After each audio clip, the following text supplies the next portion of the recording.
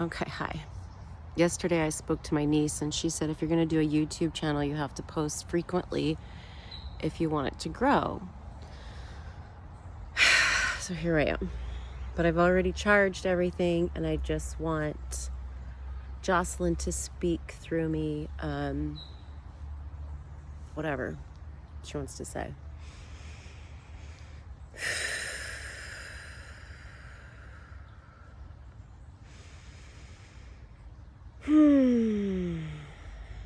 Dear Kellie and friends, thank you once again for joining with us.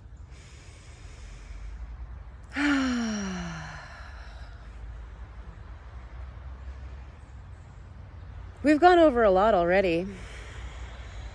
Talking about your light body, talking about human expansion.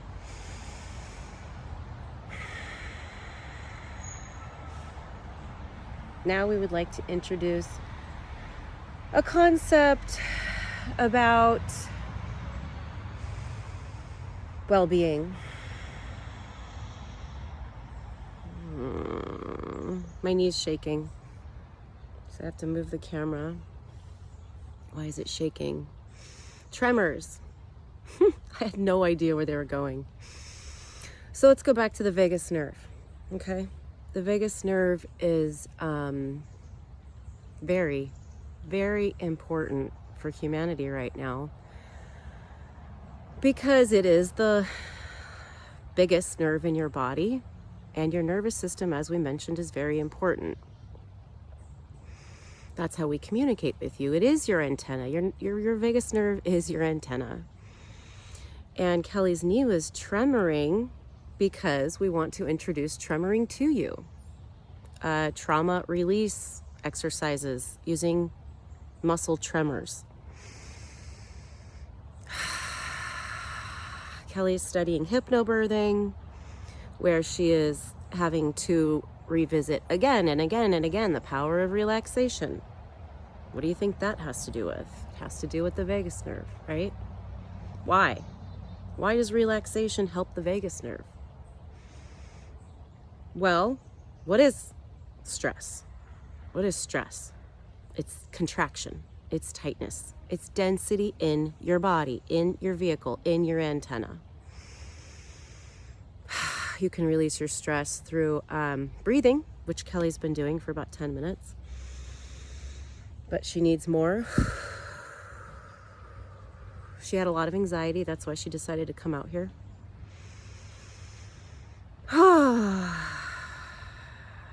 So, breath brings in space on a metaphorical level to your body.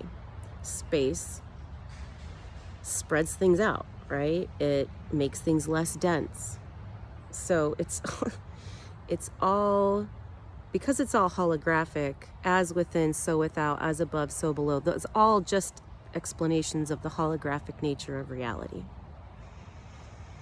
So breath, light, water is a crystal that you can crystallize with your intentions.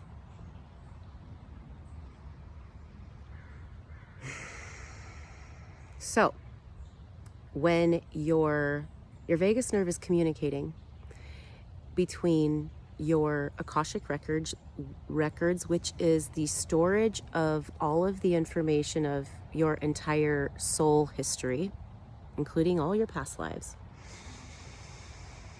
You can change that, just like epigenetics is saying. You can change your Akashic records, you can change your DNA. It's just storage. It's storage of how you got to where you are now. You're not stuck here. You're not stuck here. Okay? That's what affirmations are all about. But you got to be conscious. You're going to be stuck where you're subconscious. When you're not aware, that's where you're stuck.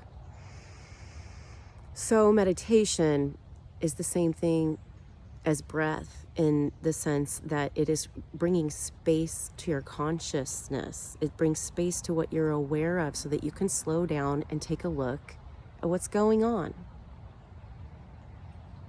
And what's going on is that not only is all of your trauma recorded somewhere in your DNA, but it's also manifesting in your muscles.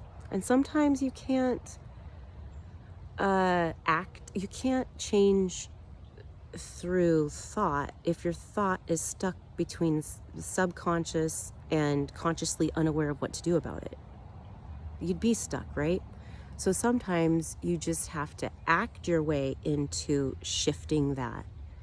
And breath work helps you do that. Stretching helps you do that. When you stretch, you expand your muscles where they're tight, bringing space. And when you bring space to it, you make it more malleable. More malleable. We want you to be more malleable. It seems like we're going all over the place, but that's because this is a multidimensional message, and Kellie has to decide which aspects the direction that she takes this information. And we kind of feed her thoughts in which direction to go. And we are giving her the thought of both cognitive dissonance and cognitive flexibility. So cognitive dissonance is when you're looking outside you and you're seeing something that does not resonate with the belief that you have. So instead of changing your belief, you redefine what's on the outside so that it fits your belief system, even though it may or may not make sense. I think we've all witnessed that, right? Cognitive flexibility is the opposite. It's the ability to realize that how you've been judging things might be wrong, and that you need to reconsider your definition of what you're seeing around you.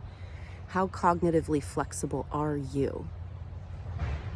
We want your vagus nerve to be tonified. We want your muscles to be flexible. We want your mind to be flexible with solid boundaries that you establish and that you decide how to shift.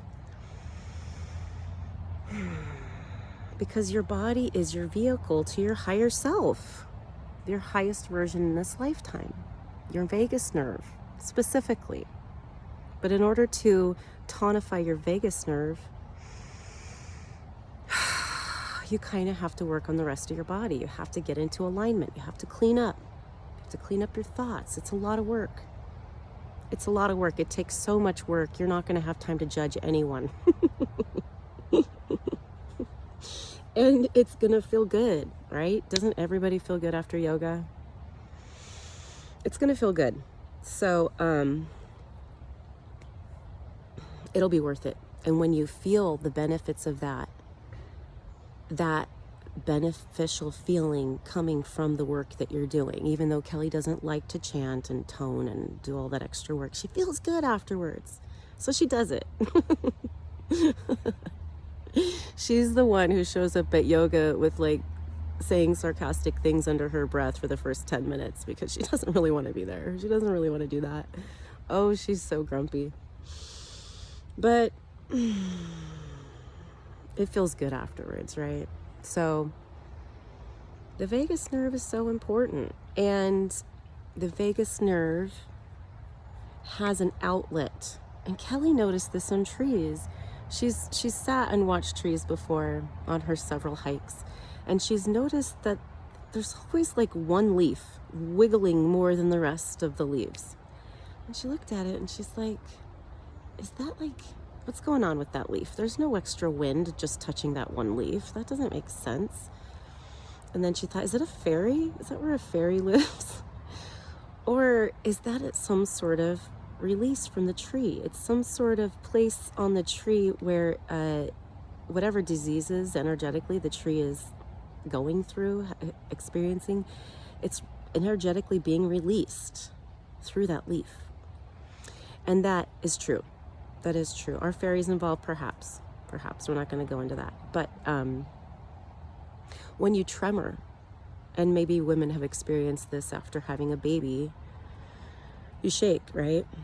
And many women think, oh, I'm cold, I need a blanket. And the nurse told Kellie, no, you don't need a blanket, you're not cold. She's like, you're gonna tell me I'm not cold, I just had a baby, and you're just not gonna give me a blanket. Anyway, the experience was valid. She did have tremors after Gallia in the hospital. Maybe the other ones, I don't remember. I've seen a video of a little girl who witnessed her dad hunting and shoot a deer, and she was excited, but she was tremoring afterwards because there was cognitive dissonance within her about witnessing the death of an animal, and that trauma needed to come out. And this has been witnessed in animals. Animals will go on a hunt, and afterwards they actually spend time tremoring to come down from the adrenaline rush. So you humans have way too much adrenaline going on. You know, the coffee and the stimulants and the stress and the sitting down and not moving. You guys got to get that stress out of your body. Okay? People would be much happier. Isn't that really what our goal should be? Just to be happier? So, look into it. Look into it. This is something you can just do sitting by a creek. You can put your foot down on a little wooden log until you hit that pressure point that hits some sort of reflex, and it just lets the stress leave your body.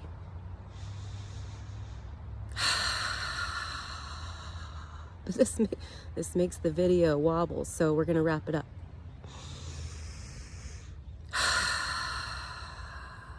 We love you. We really want to talk to you individually. We want you to reach out to us yourselves. We don't want you to go through someone else's channeling. Kellie just wants to be an example of what's possible. She wants to show you that she's not perfect and that she's trying to figure this out, but that there's something here, okay? Sending light and love. Namaste.